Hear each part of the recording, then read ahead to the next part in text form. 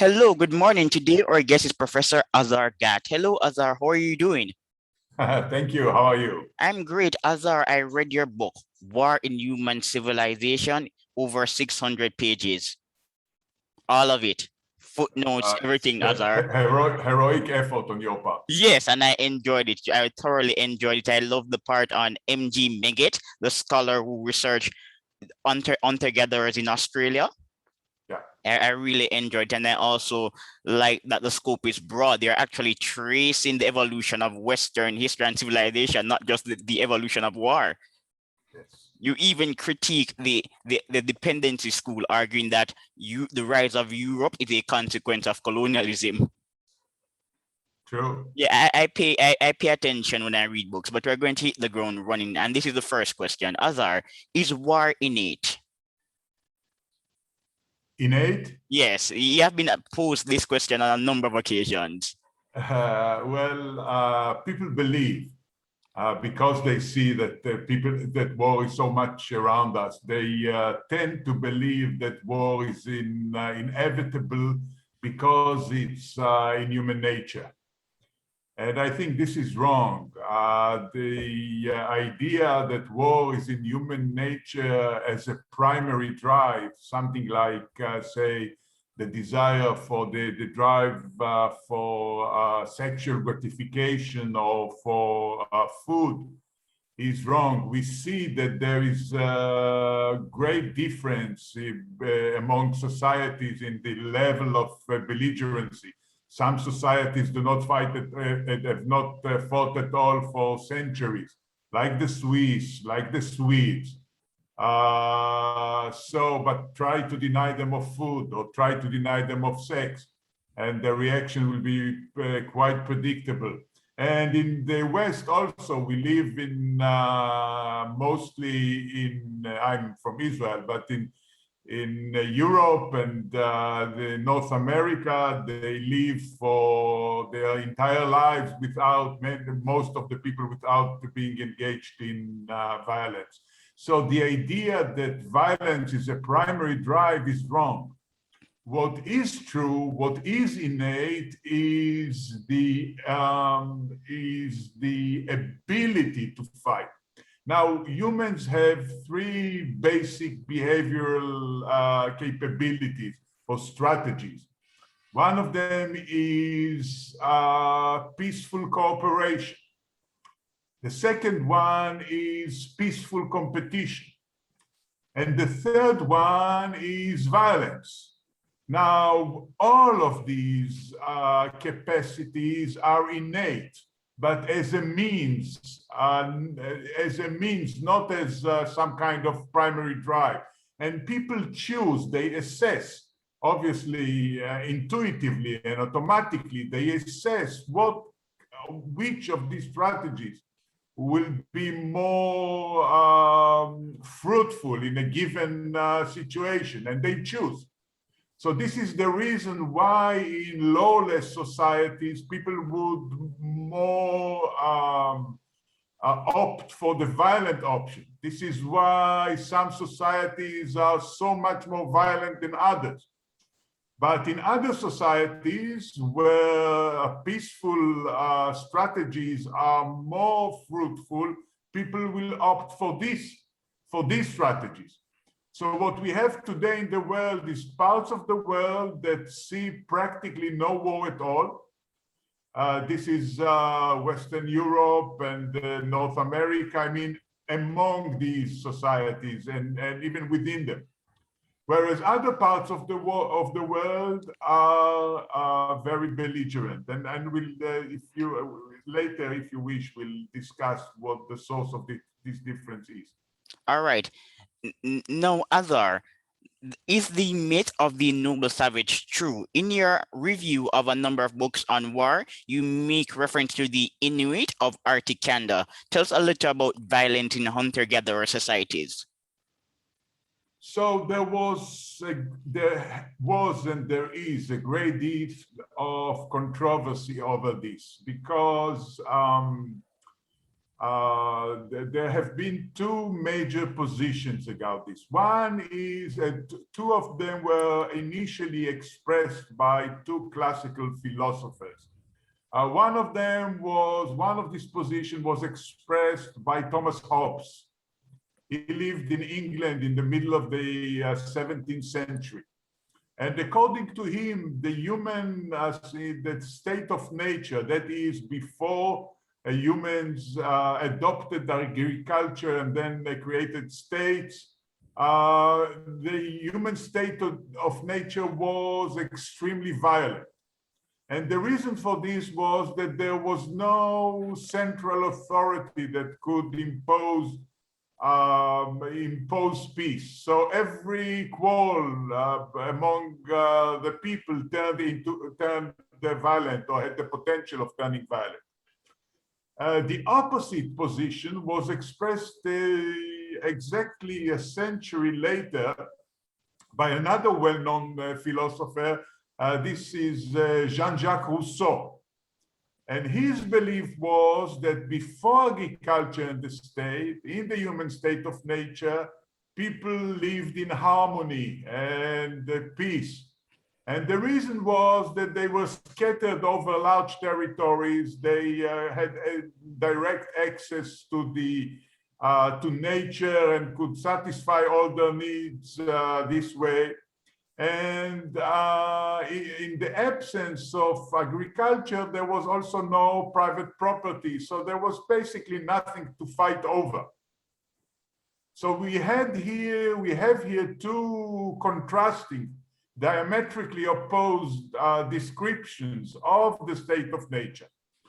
And unfortunately, anthropologists have not been able for 2 centuries to decide which of these descriptions was the correct one.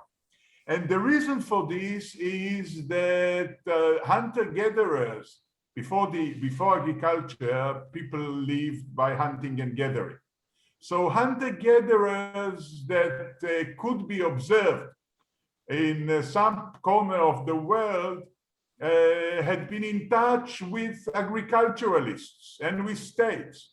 So it wasn't clear if the fighting that was recorded among them was due to this contact, for example, if they didn't wish to steal property, livestock, agricultural products, metal tools, and so forth, and fight among them on the possession of this booty, or if this kind of warfare or fighting had preceded agriculture. And this is called the contact paradox. The very contact of these hunter-gatherers with the state and agriculture societies might have changed it.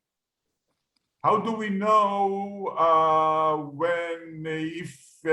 how do we know when you close the door of your refrigerator? I see one in the background. How do you know that the light actually goes out? Very difficult to overcome this paradox. So the argument has been going on for centuries after Hobbes and Rousseau. And it is only in recent decades that Australia has been suggested. Actually, I was the one who pushed this example to the forefront.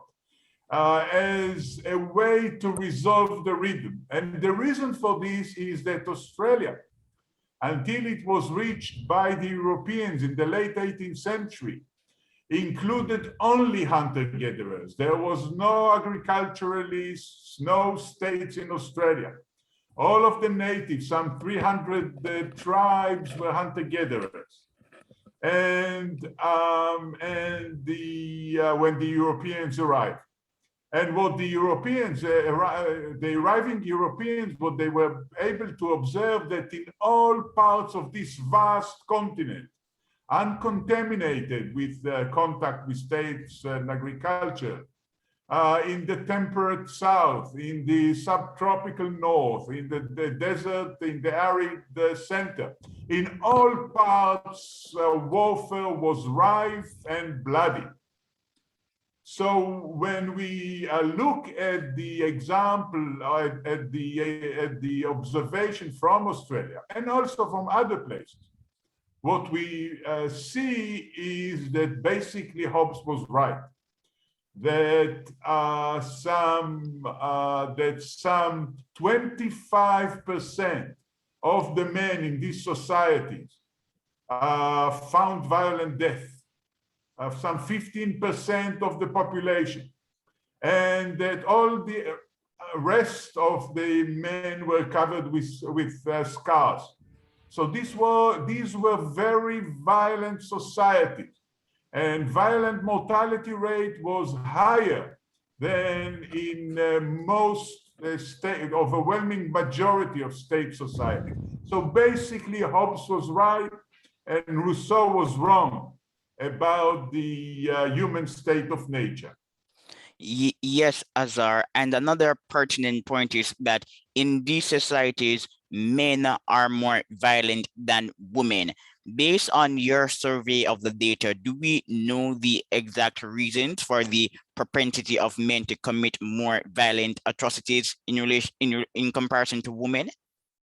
Well, there is a division of labor between men and women, a natural division of labor. This does not necessarily impinge on the question of the division of labor between men and women in modern societies where conditions are very different. But for a very long period, there has been a division of labor whereas men were hunters, women were gatherers and were busy giving birth and rearing the young that often were, about six offspring per woman in a typical lifetime. About half of them survived. So they were very busy. This is one reason. The other reason there is that throughout nature, there is fierce competition among males for access to female. And this also applies, and we see this across the animal kingdom. Perhaps this is the time to say a few words about animals in general. We now know, in contrast to what people used to think only half a century ago, that animals also kill their kind in large numbers. We see it on television documentaries. The lions kill the cubs of in the pride when they take over from the previous monarch, so that the females can become receptive to the new rulers. Many examples within each species of killing. So whereas in the past humankind was regarded as an exception, that it was as it were particularly violent within the species, this is today known to be untrue. So the picture among animals and the picture among people is pretty similar. And one of the reasons for the fighting and killing that goes on both in nature and among humans in nature is men's competition over women. So this takes place within the group when there are woman-related quarrels among the men, and it is one of the main reasons for the fighting that takes place between groups, because there are raids to capture women, and typically they'll kill the men and take the women, might rape them, and also might take them in marriage. So this is another picture that we see across hunter-gatherer societies, and unfortunately, we know that this goes on to the present. So we see in some conflict, the war in Yugoslavia was a recent example. Fighting in Central Africa is another major example where you see that women are taken as trophies, as prize, and this is one of the motivations that drove men to enlist throughout history. It was one of the main reasons for fighting among hunter-gatherers. Concise analysis. And Azar, evolutionary anthropologists also contend that patriarchy is even dominant in the animal kingdom and male violence more broadly. However, the bonobos, they tend to be an exception for various ecological reasons, but on average, even female animals are less violent than male animals. Yes, and for the same reason. For the same reason, there is competition among the male of a female throughout nature,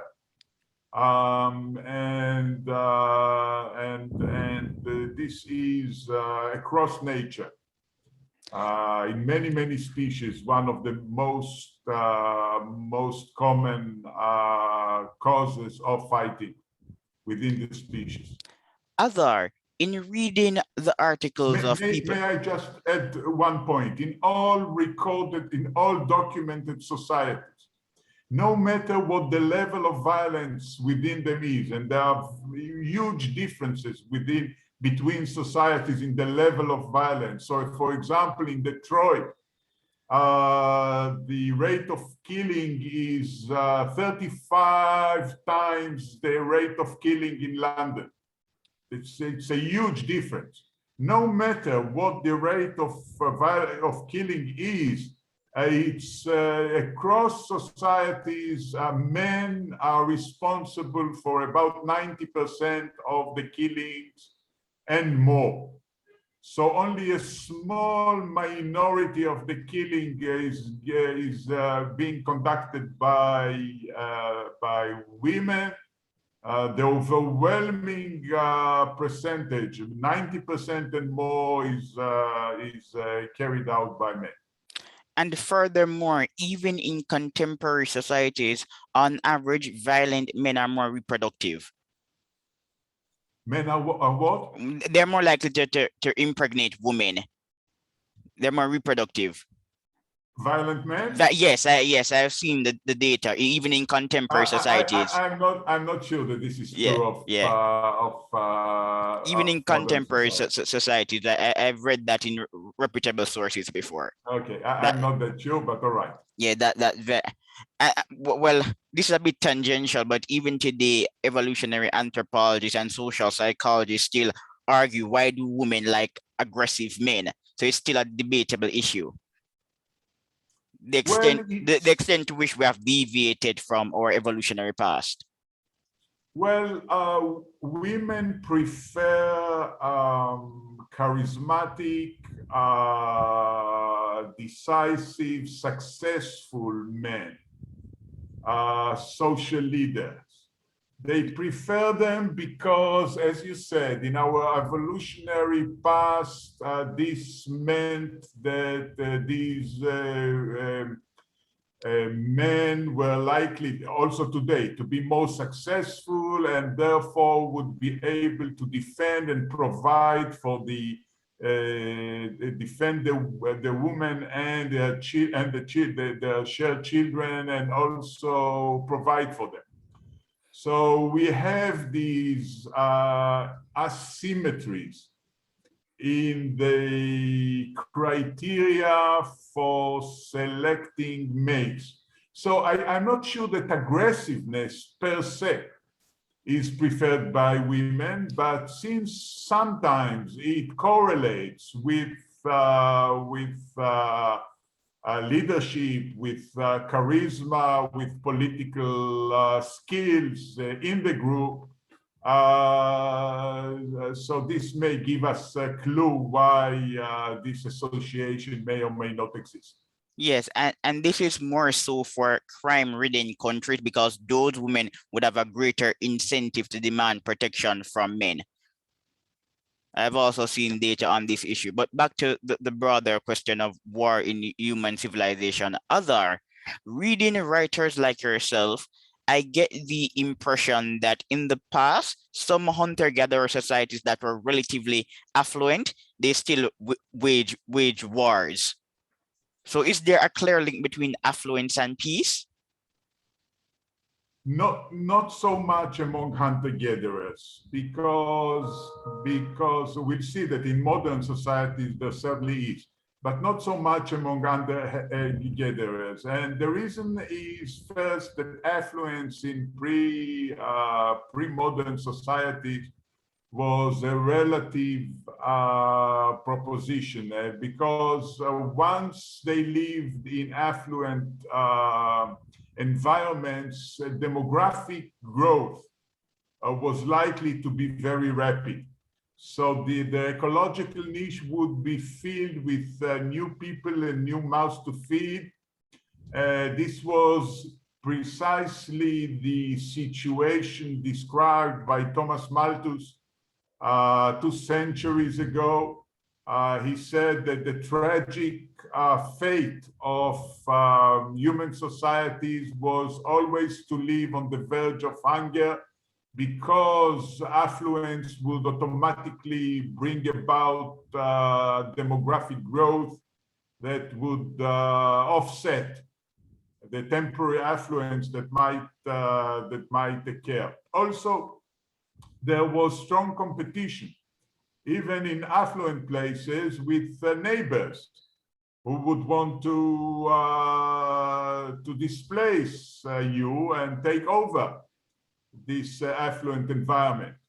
If you lived in, say, in a river estuary, which is very rich of, say, fish and birds and other animals, so less fortunate neighbors would want to take this this environmental niche away from you. And there was also competition among the men within the group. Affluence meant that rich people could support and have more women, more wives. So there would be competition over the acquisition of these additional wives. In all these societies, the most successful men were polygamous. So they had several wives, and they fought over and they clashed over the ability to have these wives. So for all these reasons, it didn't matter if you lived in a more harsh environment, say like the Central Australian desert, which is one of the most forbidding environments on Earth, or say in subtropical and resource-rich North Australia, or in the temperate South. In all of them, fighting was widespread. How did hunter-gatherers wage war? And furthermore, were pastoralists on average less successful than agriculturalists? Less successful in what? In warfare, were pastoralists less successful or more successful than agriculturalists in the conduct of war? They were more successful, especially after they acquired, after they domesticated the horse. The horse gave the pastoralist a great advantage. And from, say, the 3rd century BC, they were a constant menace to the civilizations on the borders they resided. So we know, for example, that China repeatedly succumbed to the Mongol and Turkish herdsmen from the Mongolian steppe, repeatedly taken over by them, built massive fortifications, including the famous Great Wall of China, to keep them at bay unsuccessfully. The same applied to all the great civilizations further west, those of the Middle East, those of Europe, where successive waves of pastoralists invaded. The last of them being, remember the Huns, but before them there were others, and after them, the last one in the 10th century were the Hungarians, who arrived from the Ural Mountains, from the Eurasian steppe. So they were a constant menace between, say, the 3rd century BC, when domesticated horses become widespread enough, and modern times. And we also know that pastoralists, or even non-horse pastoralists, had the advantage over often had the advantage over their agriculturalist neighbors. We hear a lot about the Tutsi and Hutu in Central Africa, in Rwanda and Burundi. The original distinction comes from the time when the Tutsi, which were pastoralists from the north, came down and more or less established dominance over the Hutu agriculturalists that lived there, of Bantu descent, and this class difference between the two remained, including during colonial times, either Belgian or German, and then erupted again after the end of colonial rule. Great.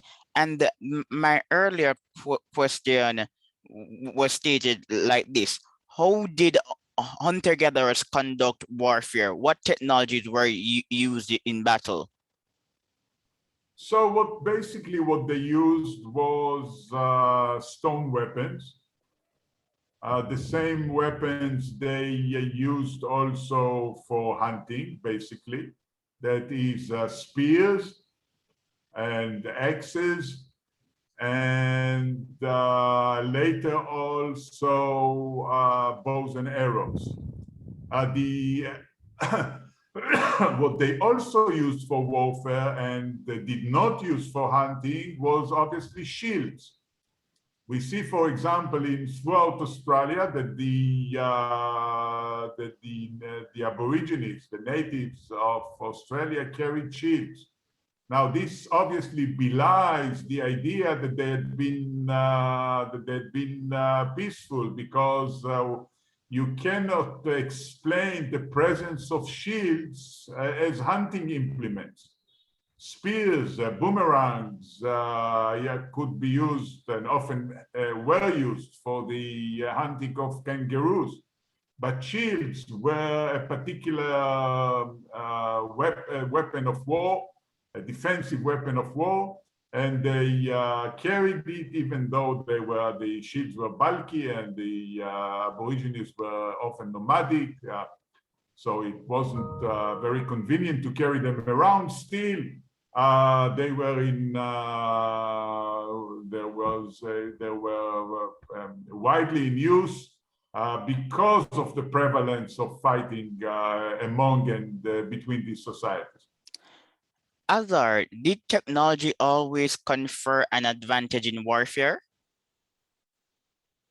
It sometimes did. In many historical situations, the weapon used were quite similar between the sides.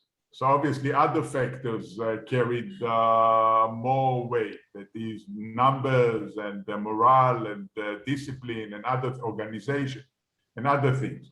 But in other circumstances, when one of the sides held the edge, technologically, in terms of the weapons it used, obviously it meant a lot. And we already mentioned one example, that is the use of the war horse by the nomads. Now, the nomads the pastoralists had an advantage here, because they could grow large herds on the steppe, on the grassland of the steppe, which the agricultural neighbors were not able to do. And secondly, because the nomads were, horse riders from childhood. So they were experts in the use of the horse and in the use of the composite bow that they used from the back of the horse. So these, for example, such technological advantages played a major role when they existed.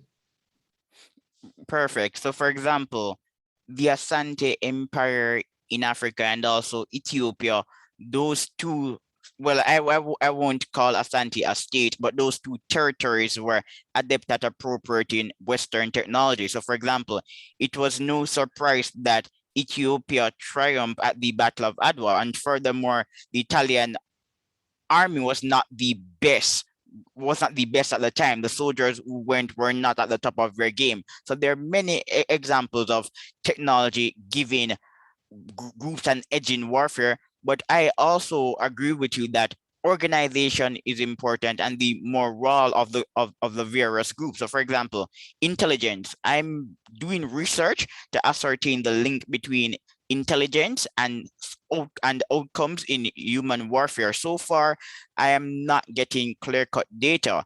But based on what I've been reading, intelligent groups do have an advantage, but organized groups that are ethnocentric groups with stronger levels of in-group identity tend to be more successful.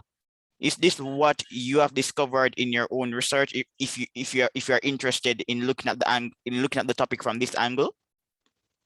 So it's obviously many factors are involved and they vary throughout history.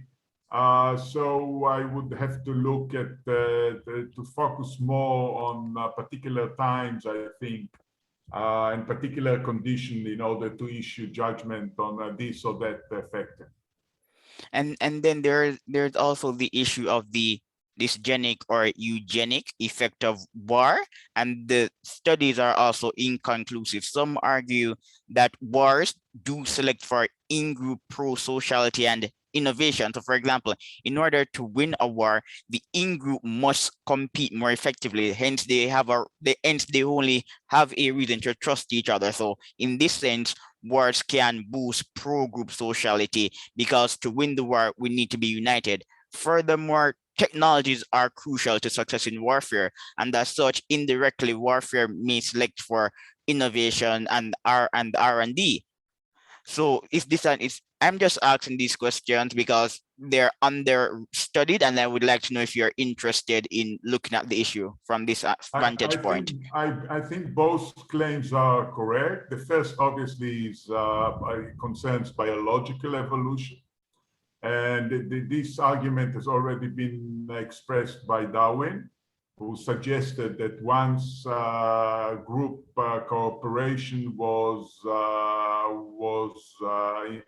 essential for collective action such as fighting and such as hunting, then pro-social behavior within the group is likely to be selected biologically. And so one of the driving power of human sociability might have been in-group solidarity in warfare. There is considerable literature on this. And the other claim is obviously more related to cultural evolution.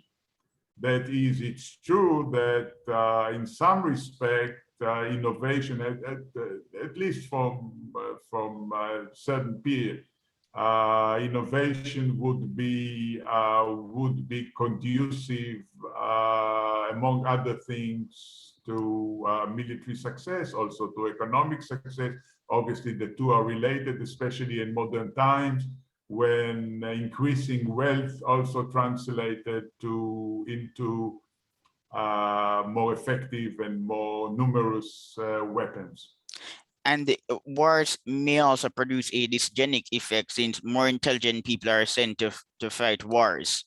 But one study done by Lin actually concludes that the answer is inconclusive. So the study tested the hypothesis over various time periods and looked at modern data and compared countries that fought wars, countries that won, and the IQ scores of countries that were successfully in wars and their present IQ scores today. And so far, the evidence is inconclusive, but it is a brilliant frontier for further research. Well, I think it depends on the time. Things have changed, and this is maybe one of the things that we are going to discuss later.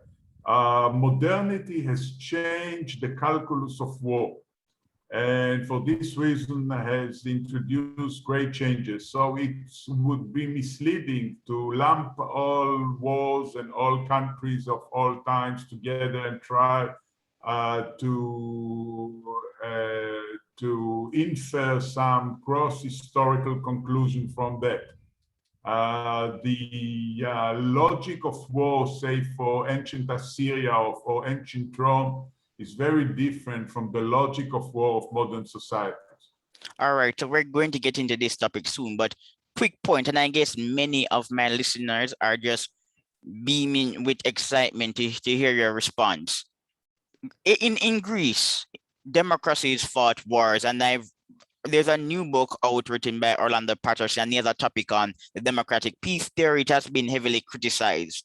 What is your opinion based on the data that you have analyzed, and why were Greek democracies likely to fight war?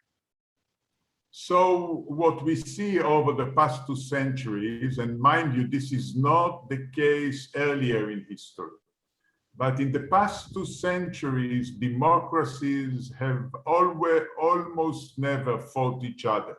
The accepted terms are hardly ever or rarely at all. Whereas the non-democracies have fought each other quite often, and also democracies and non-democracies. But democracies have not fought each other. So this is a very distinctive find that has rightly attracted the attention. However, what people or what scholars have less paid attention to is two things.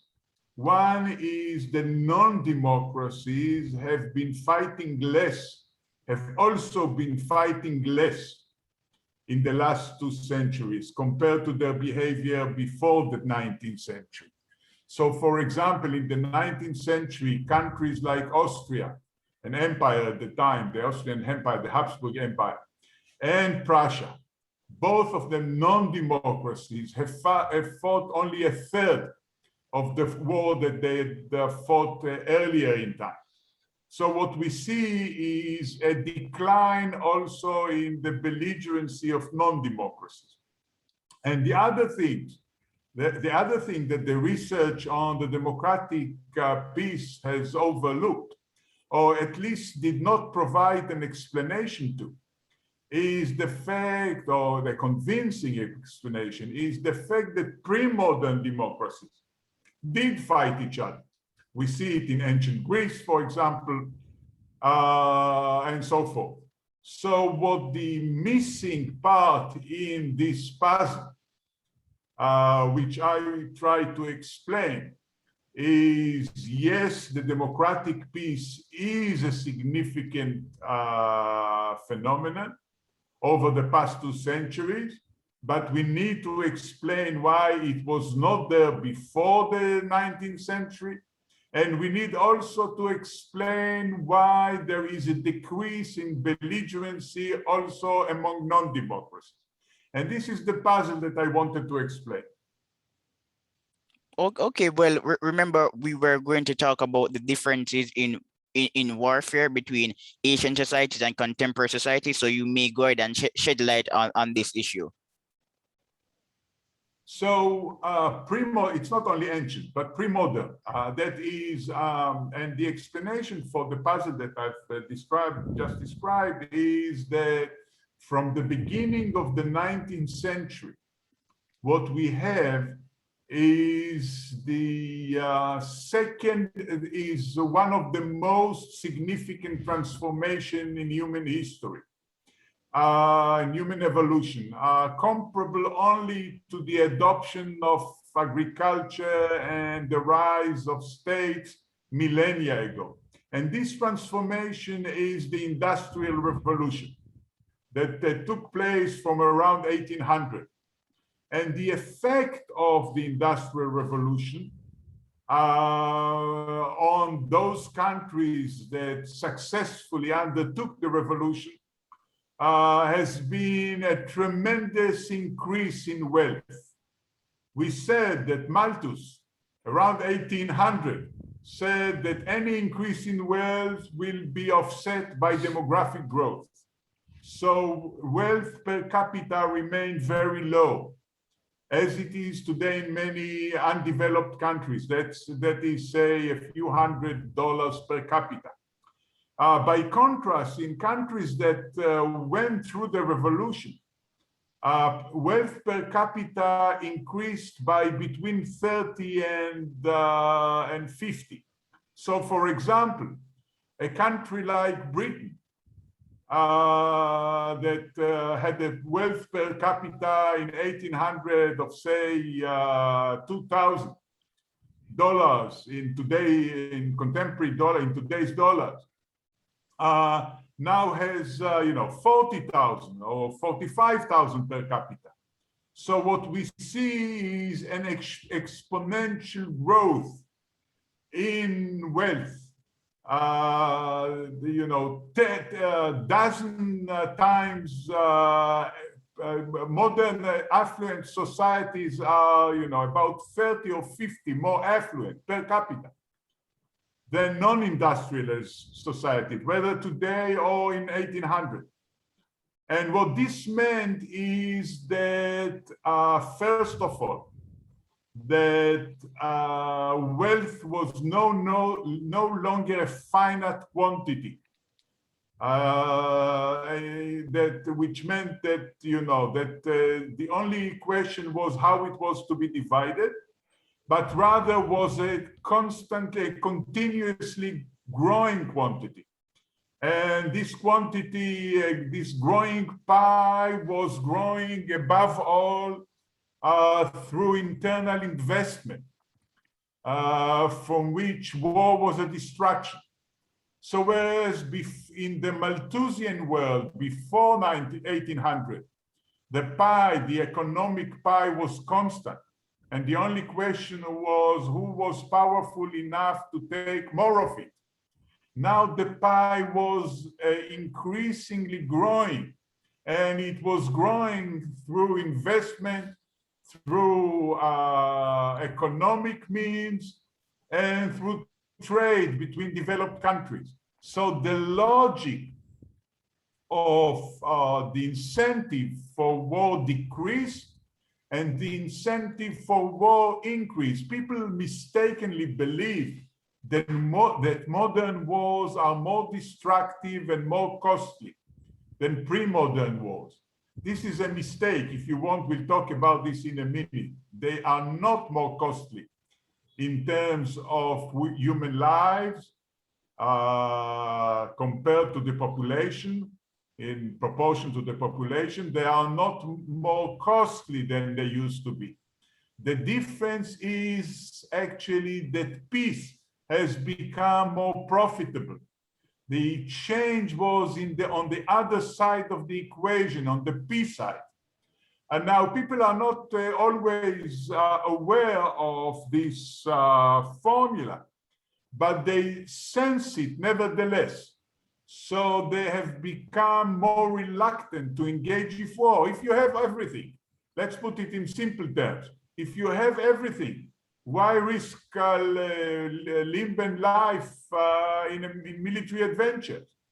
Whereas if you do not have everything, you are more likely to find yourself embroiled in military adventures. Interesting assessment. Azar, some academics have argued that state pacification explains the decline in warfare. Others attribute it to genetic pacification. So, for example, Henry R. Pendin and Peter Frost did a study contending that in medieval Europe, criminals were executed. Therefore, because these people were removed from the population and personality traits like agreeableness are heritable, and such individuals were lower in traits like agreeableness, the population over time matured and civilized. This is one view, it is a biological view. And then there are those contending that the state pacified human relations. And I believe that you are in the former category. You argue that the state has contributed to a decline in warfare. So you can Well, shed. I agree with part of the argument and disagree with the other part. So I agree that states have had a strong pacifying effect domestically. That is because state authority was there.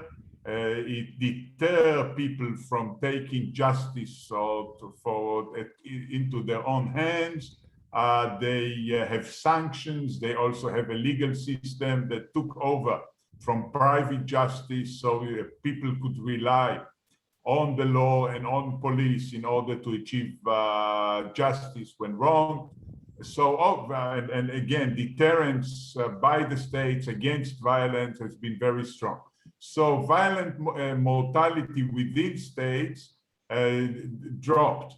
And this is a long, this took place long ago, from the rise of the first state some 5,000 years ago, and ever since. This is true, undoubtedly so.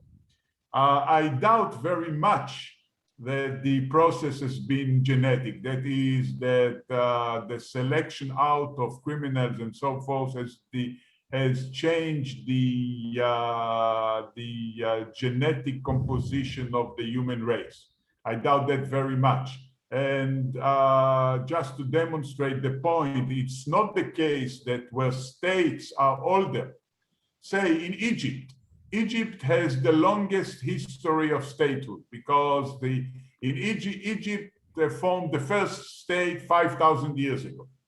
By comparison, the first state in Japan only emerged some 1,500 years ago. So about a third of the length of statehood in Japan than in Egypt. The same in Germany. The first German state only emerged in the late first millennium AD. And still, the same in Scandinavia. Scandinavian states are only, Denmark, Norway, Sweden are only 1,000 years old. And still, you see that violent mortality in them is among the lowest of the Yes. lowest in the world, whereas in Egypt, it's far higher. So the explanation by these natural experiments that we have just presented, the conclusion would be that the decline in warfare in violence has, because of statehood, has to do with cultural changes and with culture and social condition, rather than with genetic selection. Norbert Elias, he is the pioneer in this arena, but unfortunately has been forgotten by many. Yes. Yes. And No, you may go ahead. I said that he also attributes this trend to cultural changes. But I like your point about the legacy of early statehood. Many writers have submitted that older states are more autocratic because they tend to become ossified over time, whereas there's a stronger relationship between intermediate statehood and modern development. I actually had Christopher Payik on the show. He's a bit of an expert in the era. I'm not sure at all that this is the case. I mean, So you're disputing this argument. Go ahead. Most pre-modern states, especially large states, were autocratic by necessity. There was never a non-autocratic large state before the creation of the United States in the late 18th century. All pre-modern large states were by necessity autocratic. Only in small states, that is in city states and in very small states like, say, the canton system in Switzerland, was democracy, that is non-autocratic regime, possible at the time, because it was possible for the population to assemble and decide on its fate. It was only with modernity, which allowed for political communication over large distance, which had high literacy rates, which meant that, communication could travel by newspapers, which also became a phenomenon of modern democracy. So only from the late 18th century in the United States, which excelled in terms of literacy rate and political participation. And only from, say, the late 19th century in Europe and other parts of the West has democracy become possible and has become the norm. Well, So I see the supporting factors for this as lying elsewhere. yeah, it's interesting that you mentioned the size of states, because there is a growing literature on the nexus between state size and development, and it is the pendulum is swinging in the arena that smaller states, in some cases, especially for countries in the non-Western world, tend to be better off, where institutions are of a higher quality and on average per capita incomes are higher. The exceptions are really big countries like Germany and the United States. So again, I'm not sure. If you talk about outside the West, the sample is so far is small, because outside the West we have a small variety of fully developed countries, mostly in East Asia, the East Asian tigers, that is Japan, South Korea, Taiwan, Singapore, the other countries in the region include Australia and New Zealand, which are direct descendants of Western colonization. So the sample is very small. I don't know if we should include Japan among the small countries. No, Japan is never included. Yeah, Okay, yeah, so Japan has slightly more than 120 million yeah. inhabitants. So I doubt that this is the case. The industrialization first emerged in Britain, which in on European scale is not a small country. It then moved to Germany became the powerhouse, so the United States. One should remember that before free trade, and free trade was not always the rule, before free trade, small countries were at a huge disadvantage because they couldn't possibly produce all the things that the large states could. One of the advantages, say, of the United States, the long recognized, has been its very large internal market. So it's only the institution of free trade, which occurred after 1945, that allowed small countries to prosper, because they were no longer inhabited by by protectionism, by custom borders that prevented them from exporting successfully and from importing profitably. So a country like Luxembourg is today probably more as rich or even richer than the United States in terms On of. a per capita level, Luxembourg is spectacularly wealthy, richer than the United States. Oh, that's right. There is, there are questions of, much of its wealth is the product of people holding their investment in Luxembourg. So there are various questions of method here. But in principle, we know that that the size does not matter if we have open borders. Because you do not need to occupy a territory in order to profit from it. This is another promoter of peace, free trade, open borders. But in a closed system where borders are a hindrance to trade, then there is a massive advantage to size. Wow, Also, and for this reason, also for territorial expansion. I said, wow, because I'm in favor of free markets and free trade. This conversation is really about war, but as I said, your book is quite eclectic, and throughout the duration of our conversation, you have made many cogent intellectual arguments for other cases not relevant to the present discussion, like the utility of free trade. Yeah, but the utility of free trade is directly relevant to this subject of war, because free trade was basically an offshoot of the Industrial Revolution. It was already advocated by Adam Smith and then by David Ricardo, because they saw that wide-scale production necessitated division of labor, which expanded far beyond country scale to a global system.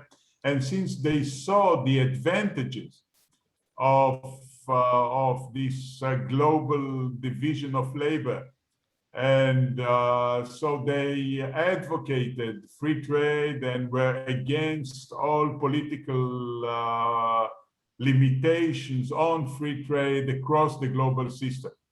So by the middle of the 19th century, Britain, the first industrial nation, moved to free trade. Other states followed and then retreated from free trade for other reasons. But as we said, industrialization meant a change in the calculus of war in favor of peace, and free trade was one of the elements that contributed to this trend. So the relationship between free trade and war is quite direct. Yeah, It's inverse, actually. the relationship between free trade and war is a topic that has been immensely studied, but I was just pointing out that during the duration of our conversation, we have made arguments about free trade that were not originally linked to its nexus to war. That's the point I was making earlier. But Okay, and that's why, and this is why I love your book, because it's so deep. People should go and get it. War in Human Civilization. Over 600 pages, but worth every word. Thank you very much. Yes. So Azar, so we're wrapping up. You don't need to respond extensively to this article. I'm just going to read a snippet from it. So Michael Mann in 2018 published a piece titled "Have Wars and Violence Declined?" And in the abstract, he writes, there is more support for, let me read this part instead. Viewed from the south, the view has been bleaker both in the colonial period and today. Globally, war and violence are not declining, but they are being transformed. Well, I've differed with Michael Mann on various grounds for many years, and I think he is wrong about this, very wrong. What you need to see is that throughout the developed world, that is the part of the world, the parts of the world that are affluent and have successfully gone through the process of modernization, you no longer find interstate war. Think about it. You no longer find civil wars. There are no civil wars in the developed parts of the world. Nobody really understands why it is that the United States never conquered Canada. People are aware of this, but they do not quite realize why this is so. In Europe too, Holland and Belgium no longer fear a German or a French invasion, and this is in total contrast to history. And still they are not afraid, and they are rightly not afraid. So both interstate war and civil war and the security dilemma, students of international relations would recognize this term, has entirely disappeared within the developed parts of the world. And the same applies in East Asia. Japan, South Korea, Taiwan do not at least feel the possibility, there is no love lost among them, but they do not at the least feel the possibility of war among themselves. What they fear is war with China or North Korea, a much less developed countries. So and the opposite is the case in the least developed parts of the world. The least developed parts of the world, mostly Central Africa, also the Middle East, also South and Central Asia, are the poorest parts of the globe. And there is also where we find wars taking place all the Yes. time, or a strong potential of them, either between the states or within the states of these regions, or between these states and developed countries. Yes, and wars in the developing world are waged by actors with limited capacity. So, for example, ISIS is no longer a major threat, but I won't get into ISIS now because we're wrapping up, but I will leave you with this excerpt from an article published in 2020 by Spagat titled, "When we widen our scope to include smaller but still very large wars, example, wars killing more than 40 per thousand of world population, then there is substantial evidence that the world has become more peaceful since the 1950s. So Azar, it was a pleasure to speak to you, but unfortunately, I have to wrap up. So bye. All right then. Hi, and Okay. thank you very All much. right. And thank you, and goodbye to our listeners or viewers also. All right.